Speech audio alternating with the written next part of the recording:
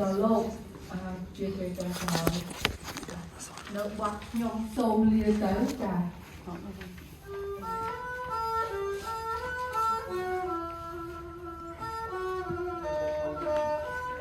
Hãy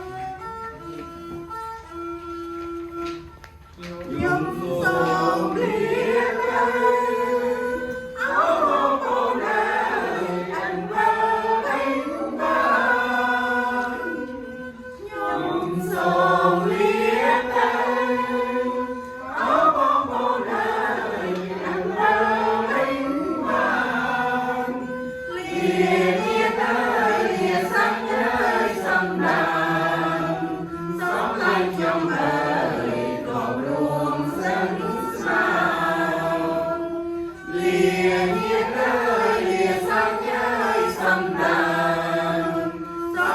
không bỏ lỡ